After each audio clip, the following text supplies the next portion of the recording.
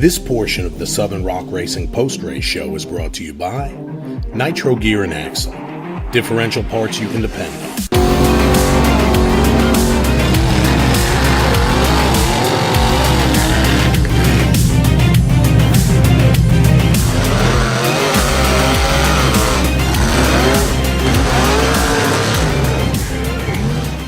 Hello, this is Dave Z, sitting with Clyde Bynum from the luxurious SRRS studios in lovely Horn Lake, Mississippi. We don't even have air conditioning yet. I want to thank Clyde for putting together, Clyde and all his little helpers, for coming together, putting together this amazing studio. I'm pretty sure you guys were involved. The sound is pimping. It's freaking awesome. We want to thank, right off the bat, we want to shake. That'll hit the blooper reel, hopefully. But we want to thank Jake Plewa. Is it Plewa or Pleva? Plois. Plewa. Yes, he's French descent, maybe Cajun. So if you see Jake out there, he does like Popeyes. He does. He comes to all of the events. If you see him out there, he's usually the DJ handling the music, giving you that rump shaking music that y'all so much desire and love. Music. Thank him for us, will you? Give him a big old hug. So where were we at? Where are we at? We were at Bikini Bottoms Off-Road Park in Dyersburg, Tennessee. And we had a blast. Hanging out with Bob and Pam on their anniversary. And it was muddy. A little. If you didn't see our UTV episode, our special UTV episode for Bikini Bottoms, you would know it was incredibly muddy. If you were there, they probably already seen it on Mad Ram, Busted Knuckle, and the image photos. There were a bunch of people that came out Friday to the UTV race, but the thing that shocked all of us, it rained through the night. It rained before the race. I think we got like 56 inches overnight.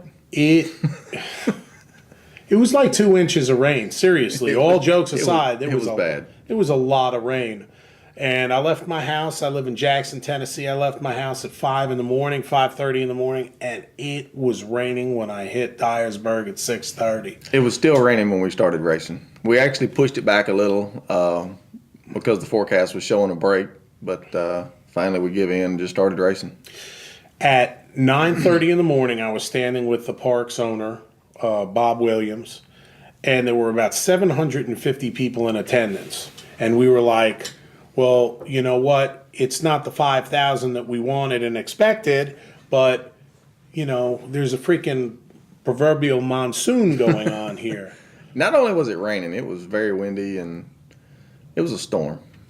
By noon that day, there was well over 1,500 people in attendance there, and it was ridiculous. And people kept on filtering in throughout the whole day. I don't have a number for you, but the crowd was wild. It was nuts. Everybody, and they got a show.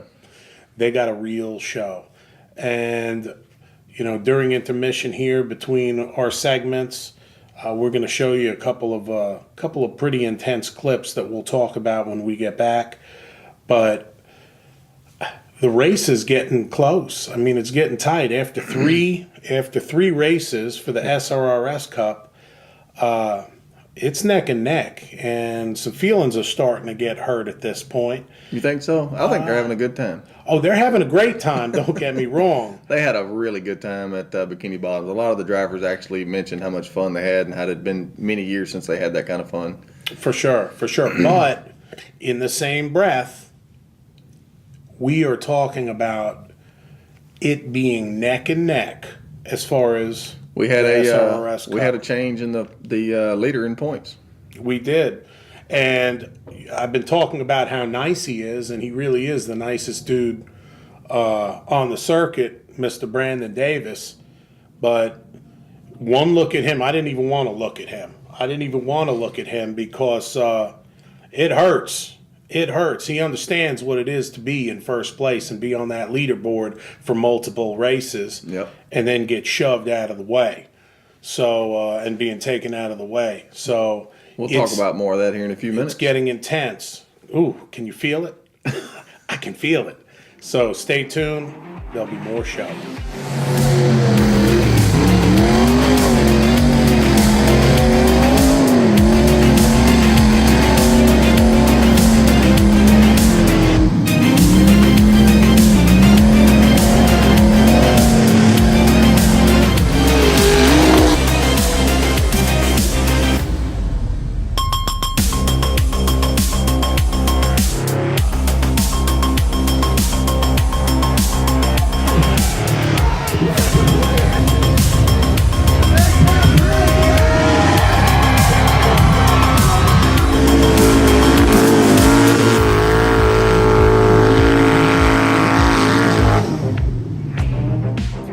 So we've got the legend, Bobby Tanner, cutting donuts on hill number 1. I think he was having a good time.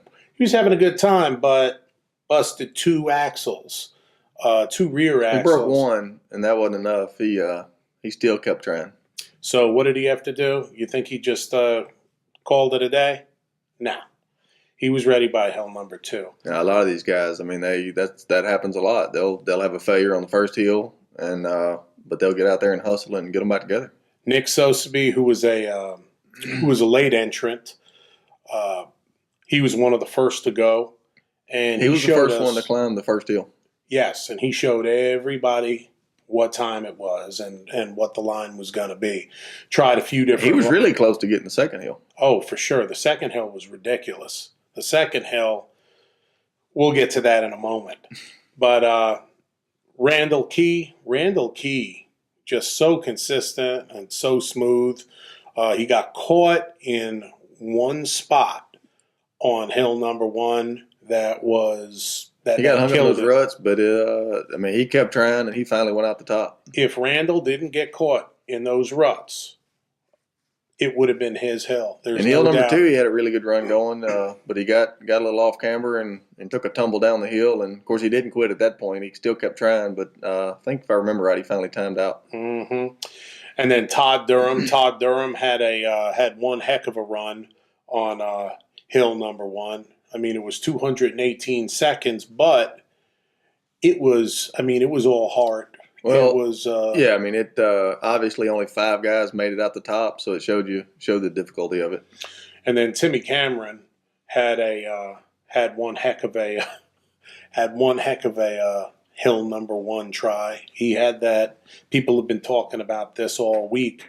He had that recovery, which ended up getting him the RCV Best in Show. If you haven't seen the recovery on the videos from those guys yet, it's very impressive. Right. We're gonna at the end of this thing, we'll be sure to have that up. So stay tuned. After we're done, we'll have some video of that recovery up for you.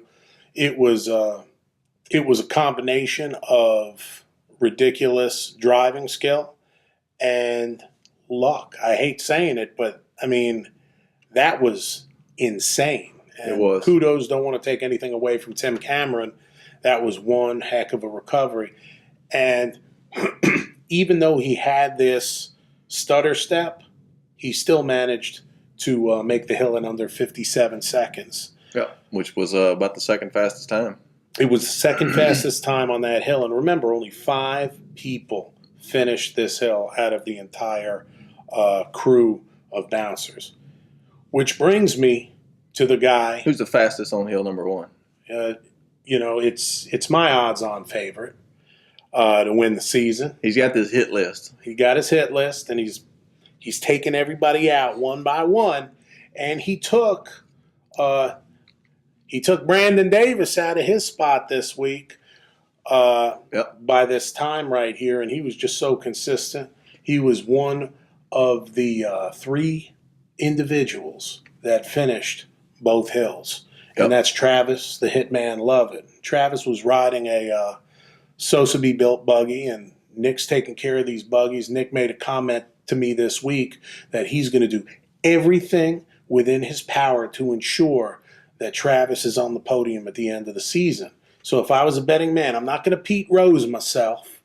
I'm not gonna start putting money on these drivers. But you know what? Travis is one of those handful of drivers that are going to be there at the end of the season if everything holds together. Well, I actually have a new Hitman shirt coming up for the next event. That's right. So go to SRRS, what SRRS Gear? SRRSgear.com. SRRSgear.com. We've got a bunch of signature shirts from these drivers. 2-3 more new shirts coming out. The Hitman shirt just hit the presses. Get yours now. It was a heck of a run. If he didn't back up, and he had to back up at that point, but he entered the area. Once he hit those first beams, he entered, got to the face of the hill, backed up as far as he could, then took a running start and had just about a flawless run up that hill. On the second hill? On the first hill. On the first hill, yeah. On the first hill. He did back up on both hills. But he made it under 43 seconds, and it was a heck of a run.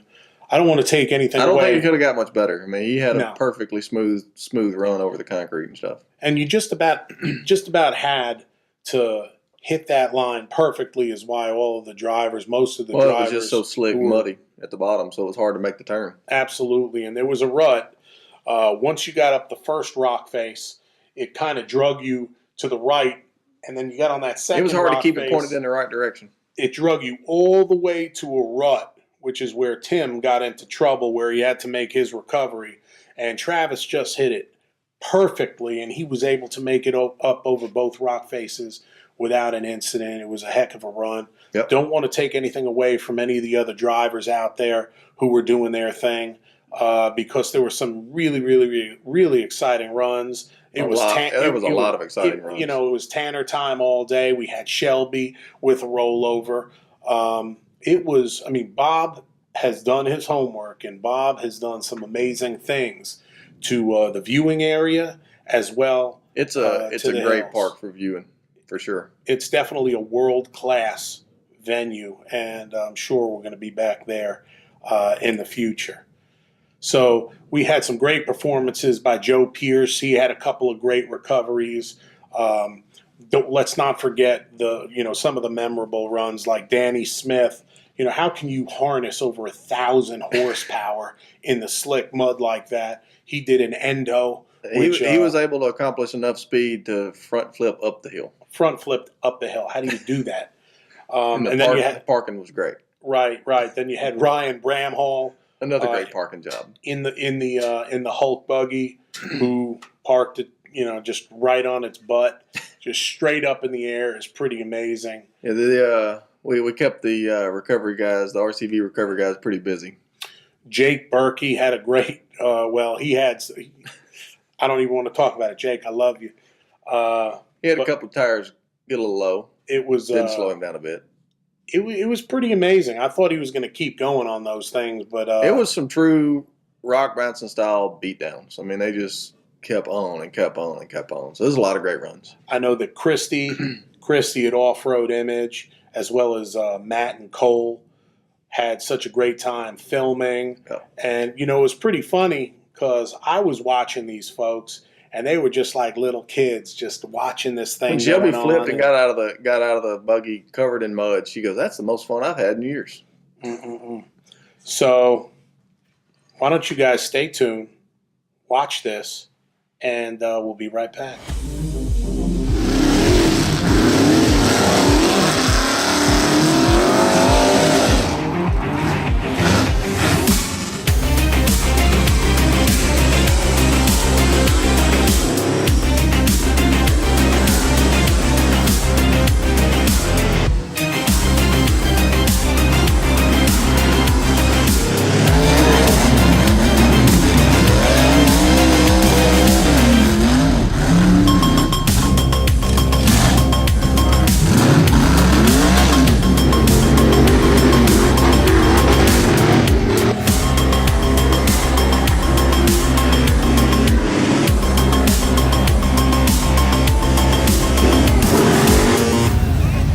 Hill number 2. Another great hill with a lot of fun. It was a daunting sight to see hill number 2, because we knew at the beginning of the day hill number 1 was going to be rough. But hill number 2, there were 2 areas that I could see that were straight up vertical. And there was zero rock. There was no rock on it. It was just... Other than little ones. just tiny little pieces. There was no rock. It was pretty much dirt and It's mud. dirt, and then it has some loose gravel mixed in. But yeah, it was all loose, real loose, and long and steep. So we had 8 people, 8 drivers finish this hill. Yep. I'm just going to quickly name, we had Kenny Reese make it up in 138. Joe Pierce from Maine made it up in 130 seconds. Bobby Tanner, great show. After busting both axles in the rear hill number 1, he made it in under 106 seconds. Nick Sosaby, he was one of the first, I believe he was third in line, either second or third. Yep. He was either second or third on the day. And Nick really showed the drivers, he was he was the driver's guinea pig to show them that line. And I tell you what, his original thoughts, that's what it ended up being. He did a remarkable job at picking that line. Brandon Davis, heck of a redemption. He finished in a remarkable 31.78 seconds. So Brandon got his stuff together, which helped him out with points. So congratulations on that. Jake Berkey actually, he came really, really, really close to taking that hill. Yeah, he did within 0.3 seconds. 0.3 seconds, and that was 24.60 seconds. Todd Durham, another nail biter, never quit. And you know what? Never quit gets you on the daggum podium. I don't care what you say. Well, it's 200 seconds versus 24 seconds.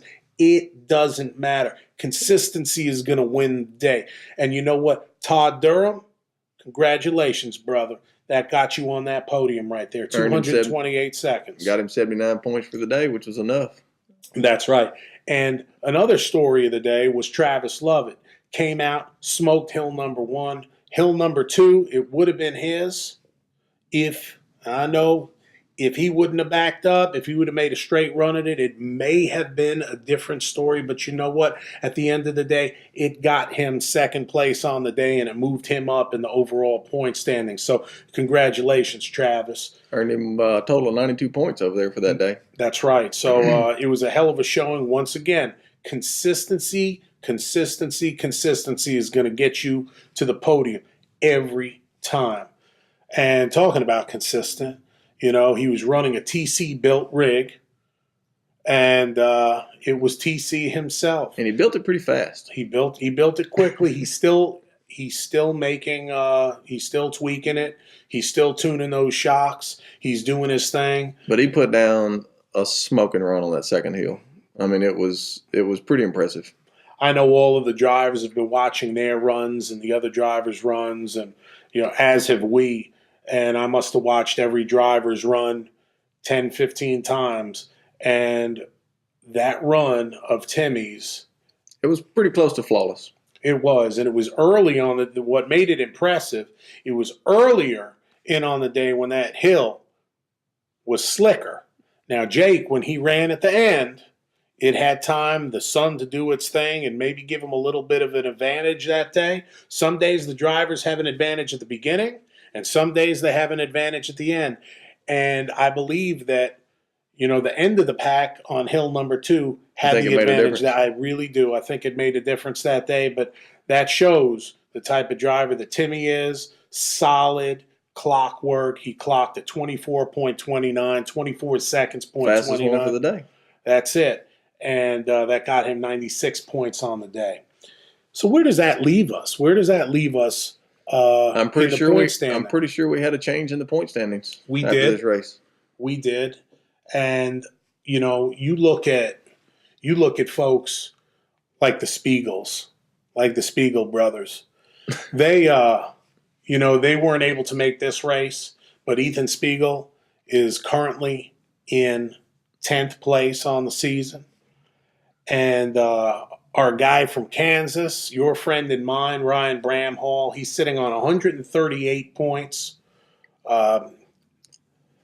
It's just an amazing showing, and it really goes to show you that you come on out and you dig in and you don't give up, regardless. Ryan had some really good runs on, at Bikini Bottoms for sure.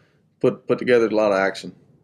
Now, Kyle Crouch, here's another one that dug in and gave it everything that he had at Bikini Yep. Bottoms. He left it all out on the field, left it all on the hill, and that's one serious dude right there. He's a nice guy, but he's a serious dude. And keep your eye on Kyle. He can drive.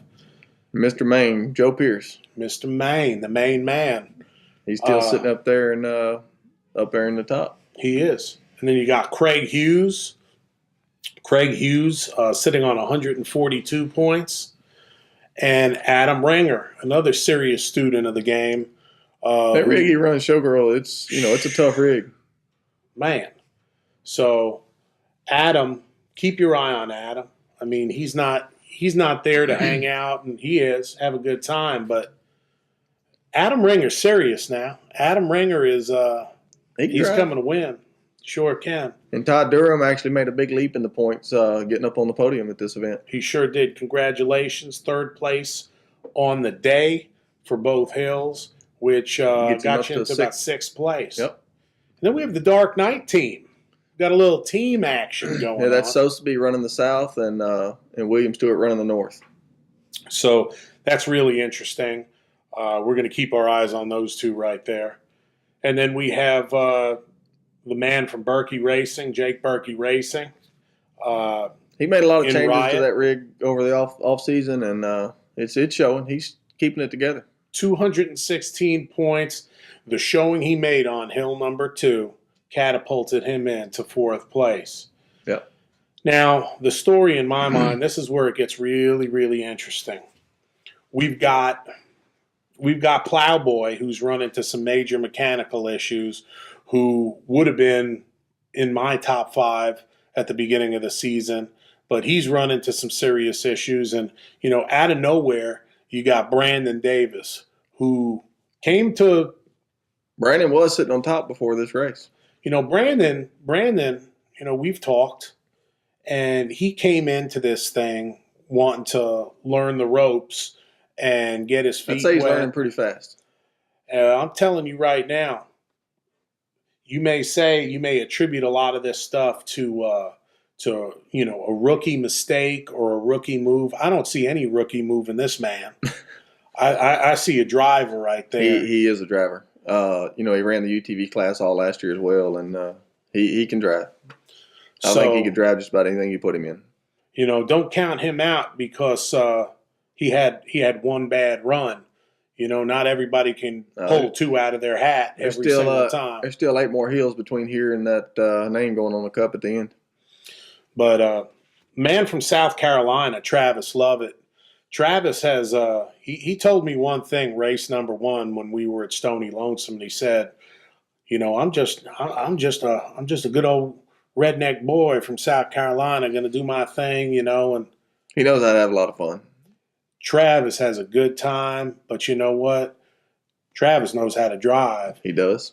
And Travis is going to be there. You mark my words. They've got at least 2 buggies. I'm not giving away any secrets. Most of these guys, if they can keep away from the mechanical failures and any kind of thing like that, I think most of these guys are going to stay up here at the top.